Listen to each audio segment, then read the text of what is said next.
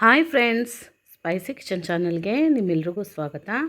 ಈ ಥರ ರುಚಿಯಾದಂಥ ನುಗ್ಗೆಕಾಯಿ ಸಾಂಬಾರು ಹಳೆ ಕಾಲದ ಸಂಪ್ರದಾಯ ಥರ ಮಾಡೋಣ. ಮೊದಲೆಲ್ಲ ಮಸಾಲೆ ರುಬ್ಕೊಂಡೇ ಮಾಡ್ತಾಯಿದ್ರು. ಆ ಥರ ಈ ನುಗ್ಗೆಕಾಯಿ ಸಾರನ್ನ ಮಾಡೋದು ನೋಡೋಣ. ಇದಕ್ಕೆ ಅರ್ಧ KGಯಷ್ಟು ನುಗ್ಗೆಕಾಯಿ ತೊಗೊಂಡಿದ್ದೀನಿ. ಅದನ್ನು ನೀಟಾಗಿ ಸ್ವಲ್ಪ ನಾರು ತೆಗೆದುಕೊಂಡು ಈ ಥರ ಉದ್ದುದ್ದಾಗಿ ಕಟ್ ಮಾಡಿಕೊಂಡು ನೀರಲ್ಲಿ ಹಾಕಿ ಇಟ್ಟಿದ್ದೀನಿ. ನೀಟಾಗಿ ವಾಶ್ ಮಾಡಿಕೊಂಡು ನೋಡಿ, ಇದಕ್ಕೆ ಹುಣಸೆ ಹಣ್ಣು, ಟೊಮೊಟೊ ಎರಡು ಈರುಳ್ಳಿ, ಸ್ವಲ್ಪ ಬೆಳ್ಳುಳ್ಳಿ ಒಗ್ಗರಣೆಗೆ, ಸ್ವಲ್ಪ ಕಾಯಿ ತುರಿ, ಇಷ್ಟು ಬೇಕಾಗುತ್ತೆ. ಇದಕ್ಕೆ ನುಗ್ಗೆಕಾಯಿ ಸಾಂಬಾರು ಮಾಡಲಿಕ್ಕೆ ಭಟ್ರುಗಳು ಮಾಡೋ ಥರ ತುಂಬ ಚೆನ್ನಾಗಾಗತ್ತೆ ಇದು ಸಾರು. ಇದಕ್ಕೆ 1.5 ಕಪ್ಪು ಸುಮಾರು 100 ಗ್ರಾಮಷ್ಟು ಬೇಳೆನ ಚೆನ್ನಾಗಿ 2-3 ಸರಿ ತೊಳ್ಕೊಬೇಕು. ತೊಳ್ಕೊಂಡಾದಮೇಲೆ ಅದಕ್ಕೆ ಸ್ವಲ್ಪ ನೀರು ಹಾಕಿ 1-2 ಸ್ಪೂನಷ್ಟು ಆಯಿಲು, ಅರಿಶಿನ ಪುಡಿ ಇಷ್ಟನ್ನು ಹಾಕಿ ಬೇಯಿಸೋಕಿಡೋಣ. ಇದು ಚೆನ್ನಾಗಿ ಬೇಯಬೇಕು ಸಾಫ್ಟಾಗಿ. 2-3 ವಿಸಿಲ್ ಬರ್ಸ್ಕೋಬೇಕು. ಇದನ್ನು ಸಾಫ್ಟಾಗಿ ಬೇಯುತ್ತೆ. ಈ ಕಡೆ ಒಂದು ಕಡಾಯಿ ಇಟ್ಕೊಂಡು ಅದಕ್ಕೆ ಸ್ವಲ್ಪ ಆಯಿಲ್ ಹಾಕ್ಕೊಳ್ಳೋಣ. ಆಯಿಲ್ ಚೆನ್ನಾಗಿ ಕಾದ್ಮೇಲೆ ಸಾಸಿವೆ, ಜೀರಿಗೆ, ಕಡಲೆಬೇಳೆ, ಉದ್ದಿನಬೇಳೆ ಇಷ್ಟನ್ನು ಮಿಕ್ಸ್ ಮಾಡಿ ಇಟ್ಕೊಂಡಿದ್ದೀನಿ ನಾನು. ಅದನ್ನು ಹಾಕಿ ಜಜ್ಜಿರೋ ಬೆಳ್ಳುಳ್ಳಿ ಹಾಕ್ಕೊಳ್ಳೋಣ. ಬೆಳ್ಳುಳ್ಳಿ ಕೆಂಪಾಗಾದಮೇಲೆ ಇದಕ್ಕೆ ಒಣಮೆಣಸಿನ್ಕಾಯಿ, ಕರಿಬೇವಿನ ಸೊಪ್ಪು ಹಾಕಬೇಕು. ಹಾಕಿ ಚೆನ್ನಾಗಿ ಫ್ರೈ ಮಾಡ್ಕೊಳ್ಳೋಣ. ಒಗ್ಗರಣೆ ಚೆನ್ನಾಗಿ ಘಮ ಬರಬೇಕು, ಆವಾಗಲೇ ಸಾರು ಬರುತ್ತೆ.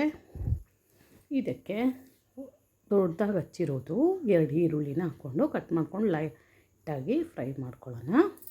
ಲೈಟಾಗಿ ಫ್ರೈ ಆದಮೇಲೆ ಇದಕ್ಕೆ ಸ್ವಲ್ಪ ಹಿಂಗು ಒಗ್ಗರಣೆಗೆ ಹಾಕಬೇಕಿತ್ತು, ನಾನು ಮರೆತುಬಿಟ್ಟೆ. ಈಗ ಹಾಕ್ತಾಯಿದ್ದೀನಿ. ಹಿಂಗೆ ಹಾಕ್ಕೊಂಡು ಫ್ರೈ ಮಾಡ್ಕೊಳ್ಳೋಣ ಈರುಳ್ಳಿನ. ಚೆನ್ನಾಗಿ ಈರುಳ್ಳಿ ಫ್ರೈ ಆದಮೇಲೆ ನುಗ್ಗೆಕಾಯಿನ ಅದಕ್ಕೆ ಹಾಕ್ಕೊತಾಯಿದ್ದೀನಿ.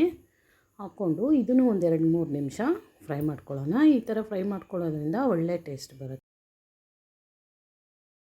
ಸ್ವಲ್ಪ ಖಾರದ ಪುಡಿ ಹಾಕ್ತಾಯಿದ್ದೀನಿ. 2 ಸ್ಪೂನಷ್ಟು ಖಾರದ ಪುಡಿ, 1/4 ಟೀ ಸ್ಪೂನಷ್ಟು ಸಾಂಬಾರು ಪುಡಿ, ರುಚಿಗೆ ತಕ್ಕಷ್ಟು ಕಲ್ಲುಪ್ಪು. ಇದು ಕಲ್ಲುಪ್ಪು ಸಾರು ತುಂಬಾ ಟೇಸ್ಟಿಯಾಗಿ ಬರುತ್ತೆ. ನೈಸ್ ಉಪ್ಪಿಗಿಂತ ಕಲ್ಲುಪ್ಪು ಯೂಸ್ ಮಾಡೋದು ಬೆಟರು. ಇದನ್ನು ಚೆನ್ನಾಗಿ 2-3 ನಿಮಿಷ ಫ್ರೈ ಮಾಡ್ಕೊಳ್ಳೋಣ. ಫ್ರೈ ಮಾಡಿ ಮುಚ್ಚಿಡೋಣ. ಒಂದು ಸ್ವಲ್ಪ ಹೊತ್ತು ಸಾಫ್ಟ್ ಆಗಲಿ, ಅದು ಉಪ್ಪು ಖಾರ ಎಲ್ಲ ನುಗ್ಗೆಕಾಯಿಗೆ ಹಿಡಿಯೋವರೆಗೂ ಮುಚ್ಚಿಡೋಣ. ಆಮೇಲೆ ಇದಕ್ಕೆ ಚಿಕ್ಕದಾಗಿ ಹಚ್ಚಿರೋದು 2 ಟೊಮೊಟೊನ ಹಾಕ್ಕೊಂಡು ಫ್ರೈ ಮಾಡ್ಕೊತಾ ಇದ್ದೀನಿ. ಇದನ್ನು 1-2-3 ಸೆಕೆಂಡು ಫ್ರೈ ಮಾಡ್ಕೊಳ್ಳೋಣ. ತುಂಬಾ ಟೇಸ್ಟಿಯಾಗುತ್ತೆ ಇದು ಸಾಂಬಾರು ಈ ಥರ ಮಾಡಿದ್ರೆ. ಇದಕ್ಕೆ 1-2 ಗ್ಲಾಸಷ್ಟು ನೀರು ಹಾಕ್ಕೊಳ್ಳೋಣ. ನುಗ್ಗೆಕಾಯಿ ಬೇಯುವಷ್ಟು ಸಾಂಬಾರು ಪುಡೀಲಿ ನುಗ್ಗೆಕಾಯಿ ಬೆಂದರೆ ಟೇಸ್ಟಿಯಾಗಿರುತ್ತೆ. ಹಾಕಿ ಮತ್ತೆ ಮುಚ್ಚಿ 10 ನಿಮಿಷ ಮತ್ತೆ ಬೇಯಿಸ್ಕೊಳ್ಳೋಣ, ನುಗ್ಗೆಕಾಯಿ ಸಾಫ್ಟ್ ಆಗೋವರೆಗೂ. ಅಷ್ಟರಲ್ಲಿ ಒಂದು ಮಸಾಲ ಪುಡಿ ಮಾಡ್ಕೊಳ್ಳೋಣ. ಅದಕ್ಕೆ ಕೊತ್ತಂಬರಿ ಕಾಳು 3 ಸ್ಪೂನು, 1 ಸ್ಪೂನ್ ಜೀರಿಗೆ, ಒಂದು 7-8 ಬ್ಯಾಡಗಿ ಮೆಣಸಿನ್ಕಾಯಿ ಕಲ್ಲರ್ಗೆ. ಖಾರಕ್ಕೆ ನಾನು ಖಾರದ ಪುಡಿ ಹಾಕಿದ್ದೀನಿ, ಇದು ಕಲರ್ ಬರಲಿಕ್ಕೆ.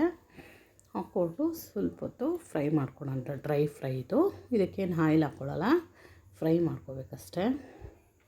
ಸಿಮ್ಮಲ್ಲಿ ಇಟ್ಕೊಂಡು ನಿಧಾನಕ್ಕೆ ಫ್ರೈ ಮಾಡ್ಕೊಳ್ಳೋಣ. 1-2-3 ಕಾಳು ಮೆಂತ್ಯ ಕಾಳು ಹಾಕಿದೆ. ಇದಕ್ಕೆ ಹಾಕಿ ಪೆಪ್ಪರ್ ಹಾಕ್ಕೊಂಡು ಮಿಕ್ಸಿಗೆ ಹಾಕ್ಕೊಳ್ಳೋಣ. ಸ್ವಲ್ಪ ತಣ್ಣಗಾದಮೇಲೆ ಮಿಕ್ಸಿಲಿ ಪೌಡ್ರ್ ಮಾಡ್ಕೊಳ್ಳೋಣ. ಇದು ಪೌಡ್ರ್ ಹಾಕಿದೆ.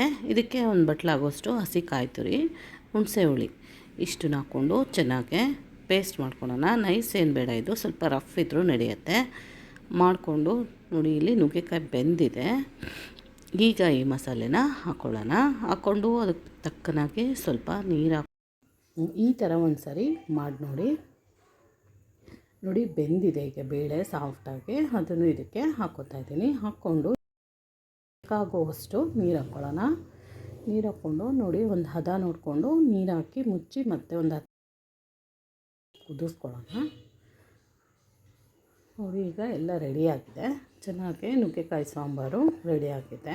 ಲಾಸ್ಟಲ್ಲಿ ಕೊತ್ತಂಬರಿ ಸೊಪ್ಪು ಹಾಕ್ಕೊಂಡು ಬಿಸಿ ಬಿಸಿ ಅನ್ನದ ಜೊತೆ ಮುದ್ದೆ ಜೊತೆ ಸರ್ವ್ ಮಾಡ್ಕೊಂಡು ತಿಂದರೆ ತುಂಬಾ ಟೇಸ್ಟಿಯಾದಂಥ ನುಗ್ಗೆಕಾಯಿ ಸಾಂಬಾರು.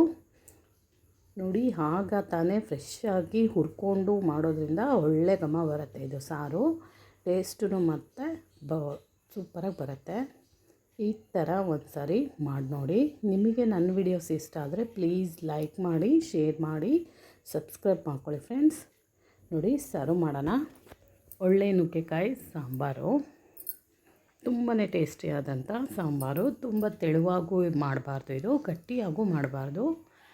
ಅನ್ನಕ್ಕೆ ಬೇಕಾಗೋ ಹಾಗೆ ಮಾಡಿಕೊಂಡ್ರೆ ತುಂಬ ಸೂಪರಾಗಿ ಬಂದಿದೆ.